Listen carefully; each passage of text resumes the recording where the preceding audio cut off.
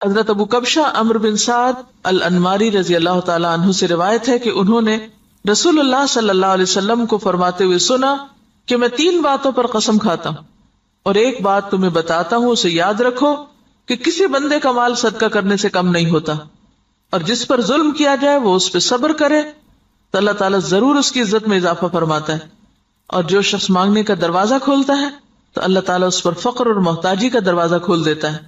اور ایک بات میں تمہیں بتاتا ہوں، پس اسے یاد رکھو، دنیا میں 4 قسم کے لوگ ہیں۔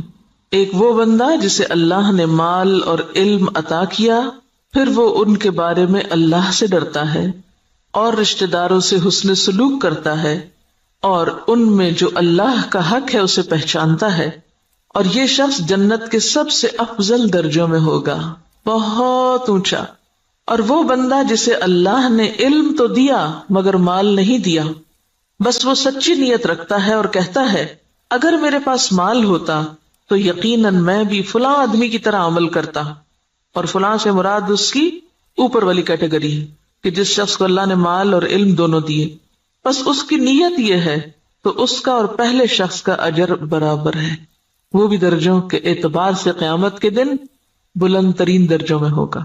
اور وہ بندہ جسے اللہ نے مال دیا اور علم نہیں دیا، بس وہ بغیر علم کے اندھا دھند طریقے سے خرچ کرتا ہے، اس کے بارے میں نہ اپنے رب سے ڈرتا ہے، نہ رشتہ داروں کے حقوق ادا کرتا ہے، اور نہ اللہ کا کوئی حق اس میں پہچانتا ہے، نہ اللہ کا حق دیتا نہ بندوں کا، تو یہ سب سے بدترین منزلت پر ہے۔ اور وہ بندہ نہیں عطا کیا اس کو اللہ نے مال اور نہ علم، تو وہ کہتا ہے اگر میرے پاس مال ہوتا تو یقیناً میں بھی فلاں آدمی کی طرح عمل کرتا، اور فلاں سے مراد اس کی اوپر والی کیٹیگری ہے جو اپنا مال بے انتظامی سے اندھا دھند خرچ کر رہا ہے، بس اس کی نیت یہ ہے تو ان دونوں کا بوجھ برابر ہے۔ اب آپ یہاں دیکھیے کہ آپ صلی اللہ علیہ وسلم نے ساری دنیا کے لوگوں کو 4 حصوں میں بانٹ دیا۔ ایک وہ جس کے پاس مال بھی ہے اور علم بھی ہے، اور جس کو اللہ یہ 2 نعمتیں دے دے اس کی خوش قسمتی کا تو کیا ٹھکانا۔ وہ کیا کرتا ہے، مال کو اپنے علم کے ساتھ ایسی ایسی جگہوں پہ خرچ کرتا ہے جہاں سے وہ بہترین فائدے اٹھاتا ہے، یعنی درجہ یا اس کا اجر اور ثواب بہترین پاتا ہے۔ یہ بالکل ایسے ہی ہے کہ جیسے آپ دیکھیں ایک بالکل ان پڑھ تاجر ہوتا ہے جو نہ مارکیٹ کو جانتا ہے، نہ تجارت کے اصول قاعدے جانتا ہے، نہ اسے کوئی پتا ہے، اور وہ تجارت کرنے کھڑا ہو جاتا ہے، تو وہ مال کہاں لگائے گا، گواں بیٹھے گا، لاس کر لے گا۔ اور ایک وہ ہے جو پڑھا لکھا تاجر ہے، تجارت سے پہلے اس نے ایک ڈگری کی، یا ڈگری نہیں بھی کی تو ایک تجربہ حاصل کیا ہے، اور وہ مارکیٹ کو بھی جانتا ہے، حالات بھی جانتا ہے بہتر طور پر، اب وہ باقی سب سے آگے نکلتا چلا جائے گا، یعنی اس کا جو پروفٹ ریٹ ہے یا اس کا جو نفع کا جو مقام ہے وہ تو بہت آگے، وہ تو تھوڑے ہی عرصے میں بہت کچھ کما جائے گا، کیونکہ اس کو پتا ہے کہ مال کو کہاں لگانا ہے اور کیسے لگانا ہے۔ اس کے برعکس ناسمجھ شخص کچھ بھی نہیں کر سکے گا، مال ضائع کر دے گا۔ جیسے دنیا میں علم والے مال کو بہتر طور پر استعمال کرنا جانتے ہیں، اسی طرح دین کے علم کے ساتھ بھی انسان اپنے مال کی یا منی مینجمنٹ جو ہے اس کی بہترین حسن تدبیر کرتا ہے اور بہترین جگہوں پر خرچ کرتا ہے۔ مثلا بظاہر عام لوگوں کو وہ ایک چھوٹا سا کام نظر آتا ہے، یہ چھوٹی سی نیکی نظر آتی ہے، لیکن اس کے نزدیک وہ بہت بڑی نیکی ہوتی ہے اور وہ سوچ سمجھ کے خرچ کرتا ہے۔ ایسا شخص بعض اوقات چھوٹی چھوٹی نیکیوں سے بھی بہت بڑے درجے پاتا ہے، ذرے سے بھی وہ اجر عظیمہ کماتا ہے، اپنی اچھی نیت کی وجہ سے، اپنے اچھے طریقے کی وجہ سے، سمجھداری کی وجہ سے۔ تو نتیجہ کیا ہوگا، قیامت کے دن وہ اعلیٰ ترین مقام پر ہوگا۔ ایک دوسرا شخص ہے، اس کے پاس مال کوئی نہیں لیکن علم ہے، اس علم کی بنا پر وہ یہ سوچ رکھتا ہے کہ اگر کبھی میرے پاس بھی مال آیا تو میں بھی فلاں کی طرح کا، اس کو آئیڈیالائز کر رہا ہے، فلاں کی طرح نیکی کے کام کروں گا، اور یہ اس کی سچی نیت ہے۔ تو نیت کہتے ہیں پکے ارادے کو، نیت خوش خیالی کو نہیں کہتے، یا کسی خوش فہمی کا نام نیت نہیں ہوتا۔ ہم عام طور پر نیت کس کو قرار دیتے ہیں، بس ایک خیال آ جانا، وہ بڑی اچھی نیت ہے، اور تھوڑی دیر کے لیے خوش ہو جانا اپنی نیت سے۔ نہیں، نیت محض خیال نہیں، نیت کیا ہے، پکا ارادہ، سچا عزم۔ دنیا ادھر کی ادھر ہو جائے اور وہ شخص نہ بدلے، اس کی نیت نہ پھرے، اس کے ارادے نہ بدلیں، حالات کچھ بھی ہو اس کے ارادے نہ بدلیں۔ ہمارا عام طور پہ کیا حال ہوتا ہے، جب ہم اللہ سے راضی ہوتے ہیں تو اللہ کی راہ میں بہت کچھ خرچ کرنا چاہتے ہیں، نیکی بھی بڑی کرنا چاہتے ہیں، جب اللہ سے ناراض ہوتے ہیں پھر کیا کرتے ہیں، کسی بندے سے ہم راضی ہوتے ہیں تو اس پہ خوب لٹاتے ہیں، اور جب اگر اس بندے سے ناراض ہو جائے تو پھر ہم اس کو کیا دیتے ہیں، پھر اس کو آگ کر دیتے ہیں۔ ایسا ہی ہے نا، تو یہ سچی نیت ہے۔ پکا ارادہ نیکی کرنے کا نہیں. پکے ارادے والا کون ہوتا ہے؟ جو کسی کی تعریف، تنقید، حالات کے اچھے یا برے ہونے سے کوئی اثر قبول نہ کرے. جو اس نے نیکی کا ارادہ کیا تھا، ٹھانا تھا، وہ اس پہ جمع رہے کہ میں کسی کی باتوں میں آ کر اپنا کام چھوڑ دوں، کسی کے بہلانے سے، کسی اور دنیا کے حقیر فائدے کی خاطر میں اپنے مشن کو قربان کر دوں. نہیں، وہ احمق و بے وقوف شخص نہیں ہے کہ ایک ہوا کے جھونکے سے ادھر کو اڑ جائے اور دوسرا آیا تو ادھر اڑ جائے. وہ جم کے رہتا ہے اپنے مشن میں، اپنے سوچ میں، اپنے نیکی کا جو ارادہ اس نے کیا اس کو کوئی چیز متزلزل نہیں کرتی. ہمارا حال دیکھیں نا، ہم کئی دفعہ مال خرچ کرنے کا سوچتے ہیں، پھر تھوڑی دیر بعد شیطان آ جاتا ہے اور وہ کیا کرتا ہے؟ نیت خراب کر دیتا. ہوتا ہے نا ایسے کہ نہیں ہوتا کبھی آپ کے ساتھ؟ یہ سچی نیت کوئی نہیں ہوتی. سچی نیت تو وہ ہوتی ہے کہ بس آپ نے کر لی اور اب دنیا ادھر کی ادھر ہو جائے اور آپ نے کرنا ہی کرنا. ایسی نیت اگر کسی کی ہے اور مال نہیں بھی تو اللہ تو نیتوں کو جانتا ہے نا. ہم عام طور پہ کب کہتے ہیں اللہ نیت جانتا ہے میری؟ صرف خود کو کور کرنے کے لیے. ایسے شخص کو اللہ تعالیٰ بغیر کچھ کیے بھی وہی درجہ دے گا جو ایک کرنے والا کر کے لے رہا ہے، محض نیت کی سچائی کی وجہ سے، ارادے کی پختگی کی وجہ سے، خیر پر استقامت کی وجہ سے. تو یہ چیز دین میں بہت ضروری ہے. تیسرا وہ شخص ہے کہ جس کے پاس مال ہے، علم کوئی نہیں. اب یہ الٹ گیا قصہ، پہلے کے پاس علم تھا، مال کوئی نہیں تھا. اب اس کے پاس مال ہے، علم کوئی نہیں. اب وہ کیا ہے؟ بس جدھر اس کی خواہش نفس کہتی ہے، جدھر لوگ کہتے ہیں، جدھر اور لوگ جو کچھ کر رہے ہیں وہ بھی اندھا دھند وہی مال خرچ کرنا شروع کر دیتا ہے، دکھاوے میں، ریاکاری میں اور دنیاوی شہرت کے لیے. اب ظاہر پوچھ ہوگی، آپ کو پتا ہے کہ ابن آدم کے قدم ٹلیں گے نہیں قیامت کے دن جب تک کہ وہ 5 باتوں کے جواب نہ دیتے. اور اس میں سے ایک سوال کیا ہوگا؟ مال کہاں سے کمایا اور کہاں خرچ کیا، یہ پوچھا جائے گا. ایسا نہیں ہے کہ بس آپ چھوڑ دیے جائیں گے کہ اللہ میرا مال تھا، میری مرضی. یہ بات نہیں ہے. مال اللہ کی دی ہوئی ایک امانت ہے آپ کے پاس، اس کو اللہ کی مرضی کے مطابق ہی خرچ کرنا ہے. یہ نہیں کہ اگر آپ کو مال مل گیا تو اختیار بھی مل گیا. منمانی کرنے کا اختیار تو نہیں مل جاتا مال ملنے سے، یہ ملتا ہے ویسے ہم نے لیا ہوا ہے. ہم اپنے مال کو خرچ کرتے وقت کیا ذہن میں رکھ کے خرچ کرتے ہیں؟ میرا مال، میری مرضی، کیا مرضی کرو. کوئی سمجھائے بھی تو ہم کیا کہتے ہیں؟ جہاں جی چاہے اڑاؤں، تم کون ہوتے مجھے کچھ کہنے والے؟ میرے پیسے ہیں نا، جو چاہوں کروں. اور وہ اس کی نیت کیا ہے؟ کوئی اس کی نیت نہیں. خاص طور پر جو حدیث کے الفاظ نا قابل غور ہے، لا یصل فیہ رحمہ ولا یعلم للہ فیہ حقا. نہ رشتہ داروں کو دیتا ہے اور نہ اللہ کا حق پہچانتا ہے، نہ فی سبیل اللہ خرچ کرتا ہے. یہ مالدار شخص قیامت کے دن سب سے بدترین جگہ پر ہوگا کہ جس کو اللہ نے دنیا میں مال تو دیا لیکن اس کے پاس کوئی سمجھ نہیں ہے کہ اس نے اس کے ساتھ کرنا کیا ہے. اور چوتھا وہ ہے بدقسمت کہ جس کے پاس ہے بھی کچھ نہیں ہاتھ میں لیکن آئیڈیالائز اس کو کرتا ہے. ہی اس تیسرے شخص کو کہ جو غلط جگہوں پہ مال خرچ کر رہا ہے.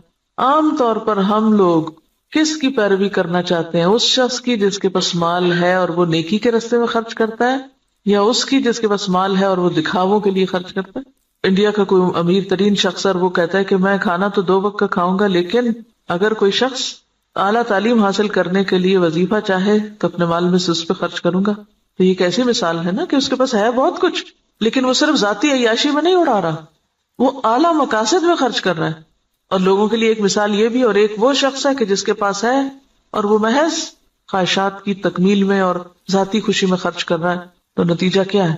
باقی لوگ بھی اس کو آئیڈیالائز کر رہے ہیں اور وہی کچھ کر رہے ہیں. آج آپ دیکھیں کہ ہمارے معاشرے میں جس طرح نمود و نمائش ہو گئی ہے یا اس کے مظاہر جو نظر آتے ہیں، اس کے پیچھے کیا چیز ہے؟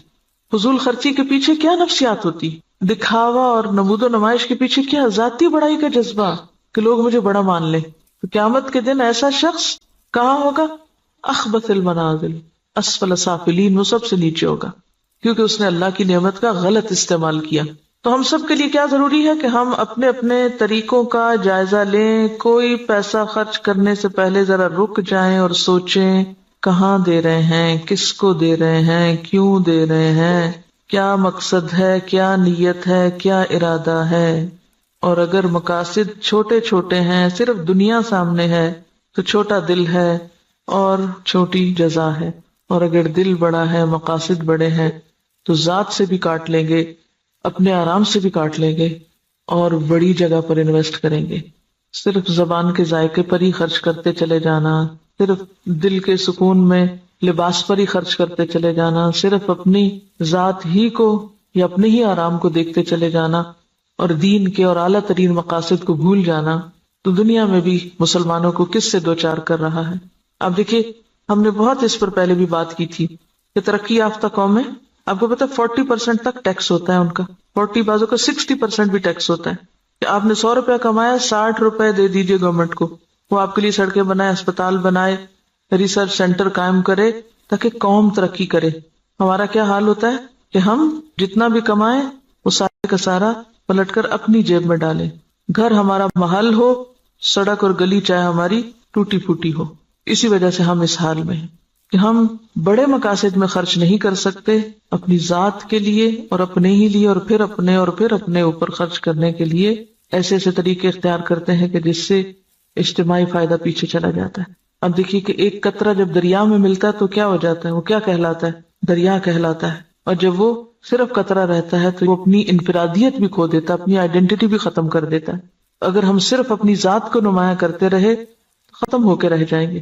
اور اگر ہم نے یہ سب کچھ اچھے مقاصد کے لیے اپنے آپ کو بھی اور اپنے مال اور اپنے اوقات کو بھی لگایا تو پھر اعلیٰ ترین منازل پا سکتے ہیں. یہاں جو بات یاد رکھنے کی ہے، بظاہر تو حدیث بالکل واضح ہے، مطلب صاف ہے، سمجھ میں آنے والا ہے، لیکن عملی طور پہ کیا کرنا ہے؟ ہر شخص اپنے اوپر کچھ نہ کچھ صدقہ لازم کرے، کچھ نہ کچھ کسی کو ضرور دے، چھوٹا ہو یا بڑا، اور دے کے تجربہ کرے کہ یہ بات کس قدر سچی ہے. آپ دے کمی نہیں ہوگی، اس سے زیادہ آئے گا. نمبر 2، سوچے کس نے آپ پر کوئی ظلم یا زیادتی کی. نہیں یاد آ رہا تو ذرا غور سے یہ ذرا ذہن پہ زور ڈالیں. میرا نہیں خیال زور ڈالنے کی ضرورت، ایسی باتیں تو ہمیں ہر وقت یاد رہتی. کس نے میرے ساتھ کیا زیادتی کی ہوئی، سوچیں کس نے میرے ساتھ کیا ظلم کیا اور میں نے اب تک اس کو معاف نہیں کیا. ان سب کو آج معاف کر دیں اور اپنے دل سے ان ظلم و زیادتی کے باتوں کو نکال کے دروازہ بند کر دیں، صاف کر دیں، صفائی کر دیں دل کی. معاف کرنے کا سب سے بڑا فائدہ صرف انسان کو خود ہوتا ہے. اپنا دل اطمینان میں آ جائے گا، اچھا کوئی بات نہیں، وہ بھی انسان ہے نا، پتہ نہیں اس کی کیا کیا مجبوریاں، اس کو کیا کیا کمی ہے، اس پہ کیا ظلم و زیادتی زندگی میں ہوئی، اس کو کیا کیا محرومی ہوئی، اس کو معلوم نہیں کیسا ماحول ملا، تو اس کو معاف کر دے. اس کا کہاں سے پتا چلے گا کہ آپ نے معاف کیا؟ آج کے بعد ان باتوں کو زبان پہ نہیں لانا، چھیڑنا نہیں، ذکر نہیں کرنا. ورنہ ہوتا کیا ہے، جب کوئی آپ کو مزید پھر دوبارہ زیادتی کرتا ہے تو آپ جس چیز کو معاف کر چکے تھے اس کو بھی ساتھ جمع کر لیتے ہیں. اگلی زیادتی تو اگلی ہے، پچھلی بھی ساری لے آتے ہیں واپس. کڑوی باتیں نہیں دہرانی، منہ کڑوا ہو جاتا ہے. صبر، برداشت، پی جائیں. یہ صرف آپ کی سوچ کی بات ہے. آپ سوچیں کہ میں نے کر دیا اور آپ دیکھیں کہ اللہ آپ کی مدد کرے گا اور ہو جائے گا، کیونکہ میں نے بارہا اس کا تجربہ کیا ہے، بارہا، اور اتنا فائدہ ہوا ہے. میں تو یہ کہتی اللہ میرے حافظے سے بھی نکال دے، میرے پاس وقت نہیں ہے ان باتوں کو یاد کرنے کا. اور جو زیادتی کرے اس کے ساتھ احسان، وہ بے رخی کرے، آپ اس کے پاس چلے جائیں. ہے مشکل، لیکن نبی صلی اللہ علیہ وسلم نے قسم کھا کے یہ بات فرمائی ہے. اگر آپ کو واقعی آپ کی قسم پر اعتبار ہے، آپ یہ سوچیے مجھے اپنے پیغمبر کی قسم کا اعتبار ہے، اللہ میری عزت میں ضرور اضافہ کرے گا اگر میں دوسرے کو معاف کر دوں گا. اور یہاں صرف معاف نہیں کرنے کی بات بلکہ صبر علیہا، کیونکہ جب تک صبر نہ ہو، برداشت نہ ہو، معاف نہیں ہو سکتا. معاف کرنے کے لیے اسے پینا پڑتا ہے، جیسے دوائی کا کڑوا گھونٹ پیا جاتا ہے. اور اگر آپ یہ نہیں کر سکتے نا، پھر اپنی معافی کی بھی توقع کم کر دیں. آپ اگر دوسروں کو نہیں معاف کر سکتے تو مت پھر امید رکھیں کہ آپ کو معاف کیا جائے. اگر آپ واقعی چاہتے ہیں کہ اللہ آپ کی عزت میں اضافہ کرے، کیونکہ سارے کام تو آپ اپنی عزت ہی بڑھانے کے لیے کر رہے ہوتے ہیں لیکن الٹے کر رہے ہوتے ہیں، تو جو نسخہ نبی صلی اللہ علیہ وسلم نے بتایا ہے اس کو عمل کر کے ایک دفعہ دیکھیں. ہے حوصلے کی بات لیکن کر سکتے ہیں، ایسا نہیں کہ کیا نہیں جا سکتا. اگر آپ اپنی جان کے دشمنوں کو معاف کر سکتے ہیں، حمزہ کے قاتل وحشی کو معاف کر سکتے ہیں، ابو سفیان کی بیوی کو معاف کر سکتے ہیں، ہند کو معاف کر سکتے ہیں، کوئی بدلہ نہیں لیتے، کوئی انتقام نہیں لیتے، کوئی جرمانہ نہیں لیتے، تو وہی لوگ تو پھر آگے جا کے دین کی خدمت اور دین کی عزت کا ذریعہ بنتے ہیں. یہ عمل کا وقت ہے. اور تیسری چیز، لوگوں سے توقع ہٹا دیں، لوگوں کے سامنے ہاتھ نہ پھیلائیں، لوگوں کا بھروسہ چھوڑ کے اللہ پہ بھروسہ کریں، اللہ کی طرف توجہ کریں. کیونکہ جب انسان لوگوں کے سامنے ہاتھ پھیلانے لگتا ہے، لوگوں پہ توقع رکھنے لگتا ہے، تو نتیجہ کیا نکلتا ہے؟ صرف مایوسی ہوتی، صرف حسرتیں ہی جنم لیتی، لوگوں سے استغنا برتے ہیں. کسی شخص کے بارے میں اگر آپ کا علم یقین کی حد تک بھی ہونا کہ یہ شخص میرے لیے برا سوچتا ہے، آپ اچھا سلوک شروع کر دیں. آپ کا حسن اخلاق اس کا ذہن آپ کے بارے میں ضرور بدلے گا.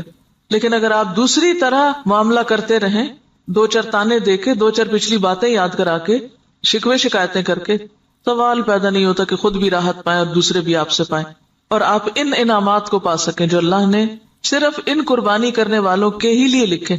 پہلے حدیث میں مال کا صدقہ ہے، دوسری حدیث میں عزت کا صدقہ ہے، نفس کا صدقہ ہے. مال کا صدقہ پھر آسان ہے، عزت کا صدقہ مشکل. لیکن جو جھکے گا وہی بلند ہو سکے گا، اکڑنے والا کبھی بلند نہیں ہو سکتا. انک لن تخرق الارض ولن تبلغ الجبال طولا. سبحانک اللہم وبحمدک نشہد ان لا الہ الا انت نستغفرک ونتوب الیک. السلام علیکم ورحمۃ اللہ وبرکاتہ.